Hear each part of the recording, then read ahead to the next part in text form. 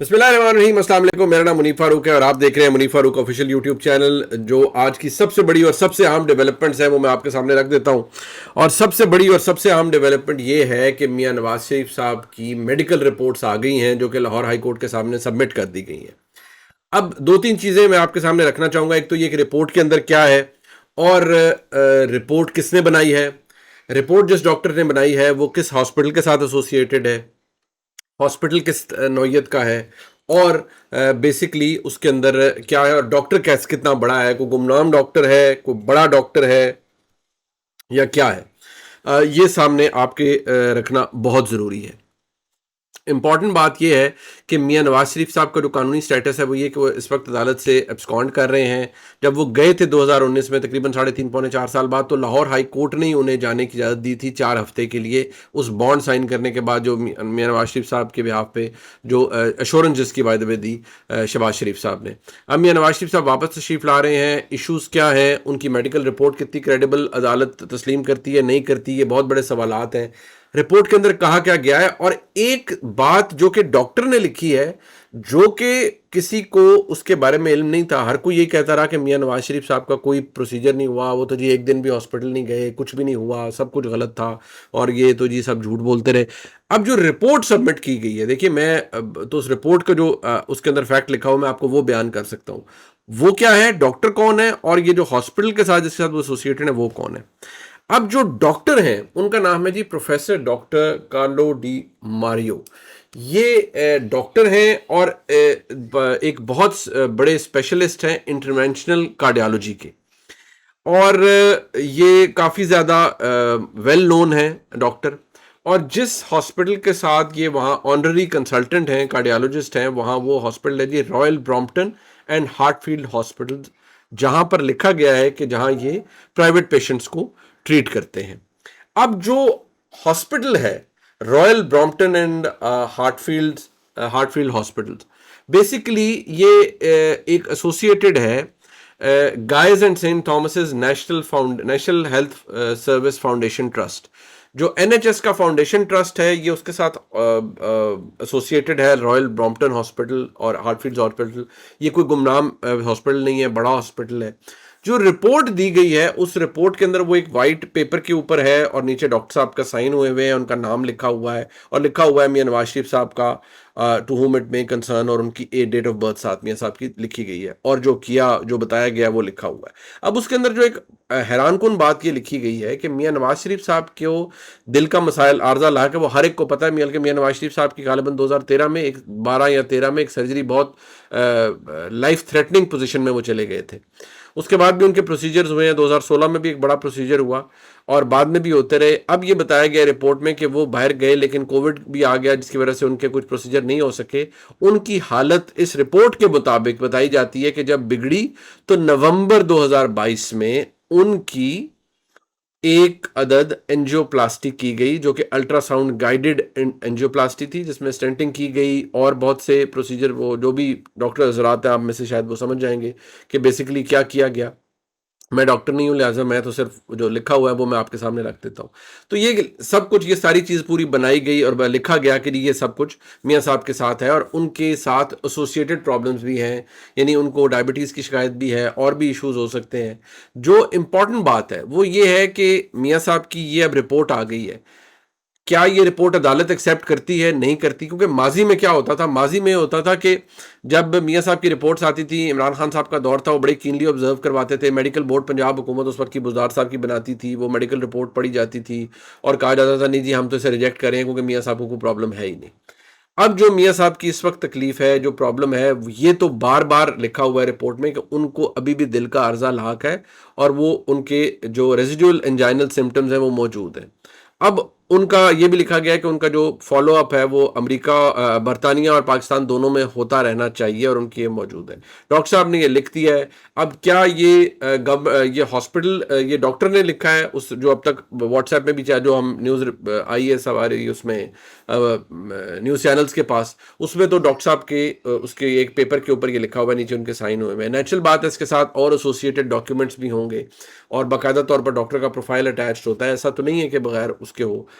کیا یہ عدالت تسلیم کرے گی؟ یہ ایک بہت بڑا سوال ہے، کیونکہ میاں نواز شریف صاحب کو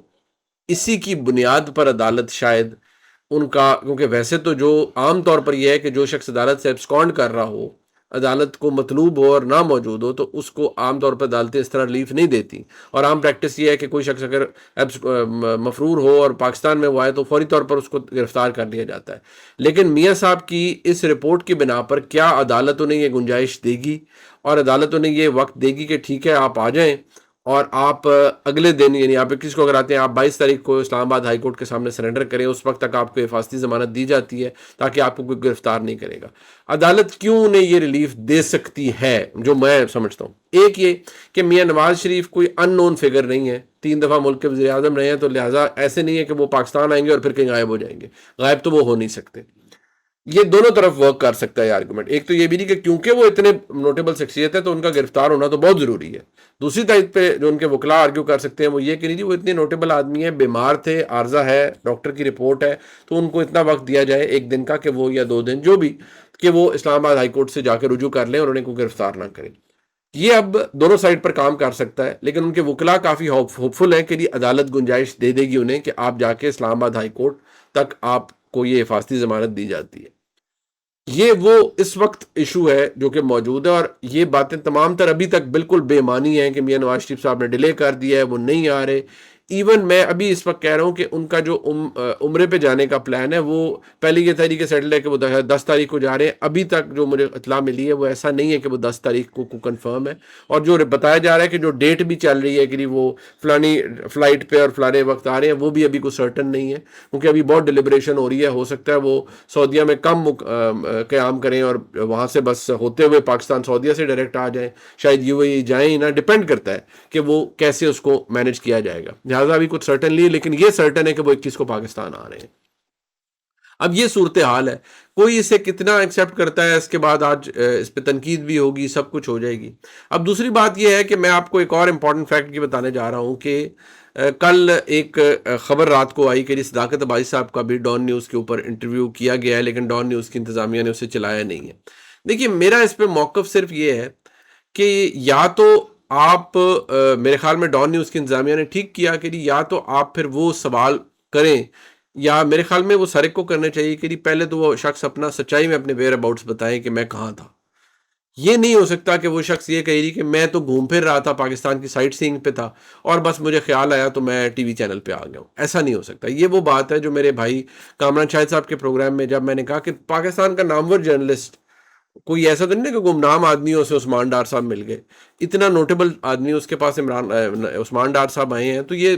اور بائی دا وے ان کو گرفتار سندھ سے کیا گیا تھا، بریگیڈیئر حارث جو اس وقت نگران وزیر داخلہ ہے، ان کا بیان موجود ہے۔ تو پھر ایسا تو نہیں ہے کہ عثمان ڈار صاحب سائٹ سینگ کر رہے تھے، پاکستان میں پھر رہے تھے، تو بس پھرتے پھرتے وہ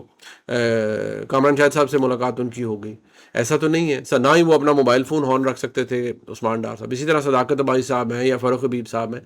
یہ اجازت پھر ہونی چاہیے کہ یہ لوگ کہاں پر تھے، یہ پوچھا جانا چاہیے اور اس کا سچا جواب بھی آنا چاہیے۔ اور میں یہ بات بھی کہوں گا کہ پھر ہر ایک کو جہاں آپ 9 مئی کے حوالے سے یا عمران خان صاحب کی جماعت کی یا ان کی کسی سازش کا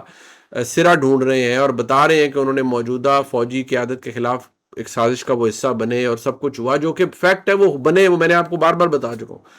تو پھر ان لوگوں کے اوپر سے بھی پردہ اٹھائیں جنہوں نے فوج کے ادارے کے اندر رہ کے اپنے ہی چیف کے خلاف، بالکل بتایا گیا ہے کہ ان لوگوں کے خلاف ایکشن ہوا ہے اور فوج کا اپنا نظام ہے، لیکن ان لوگوں کے نام بھی بتائے جائیں۔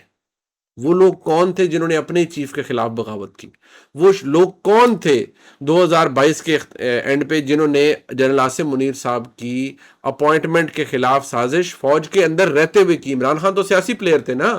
لیکن وہ کون لوگ تھے جو یہ سازش کر رہے تھے کہ جنرل عاصم منیر صاحب آرمی چیف نہ بنے؟ ان کے نام بھی سامنے آنے چاہیے، بتائیے کون کو، کہ وہ ایک سیاستدان تو وہ تو سب کو پتا ہے کہ انہوں نے کیا کیا، میں 10,000 دفعہ آپ کے سامنے کر چکا ہوں، ان کے نام بھی بتائیں جنہوں نے سازش کی جنرل صاحب کے خلاف۔ جنرل صاحب کو ان کے نام پتا ہے، پوری فوج کو ان کے نام پتا ہے، وہ لوگ کون تھے ان کے بارے میں بتایا جائے، بالکل بتانا چاہیے، کیونکہ اگر سویلین اور سیاسی جماعتوں کے یا سیاسی جو لیڈر ہے اس کی بات ہم کر رہے ہیں کہ وہ سازش کا حصہ تھے، جو کہ تھے، بالکل ٹھیک ہے، ان کو ایک تھے، میں نے نام تو میں نے ایک تو لیا وہ جنرل فیض حمید صاحب اس کے اندر تھے شامل، اور بھی لوگ تھے نا، ان کا نام بھی لیں، وہ کون لوگ تھے جنہوں نے जनरल आसिम मुनीर साहब की अपॉइंटमेंट के खिलाफ इतनी बड़ी साजिश की कि जिसकी हद नहीं। और मैंने गालिबन 4 नवंबर की द न्यूज़ के अंदर स्टोरी है, मैंने लिखा, मैं भी नाम लेने से कतराता था क्योंकि मैंने भी इस मुल्क में रहना है और सच्ची बात है। मैं आज रिक्वेस्ट करता हूं पाकिस्तान के एस्टेब्लिशमेंट से कि आप बताएं उनके नाम, ताकि लोगों को सबक मिले कि हमने अपनी फौज के अंदर रह के अपने अफसरान के खिलाफ साजिश नहीं करनी। उनके नाम भी बताएं। हम सियासतदानों को तो नेम और शेम हम रोज कर रहे हैं, उन लोगों के नाम भी सामने आने चाहिए। आपने व्लॉग देखा जी, इंशाल्लाह आपसे मुलाकात हो, फिर पहुंच चुके हैं।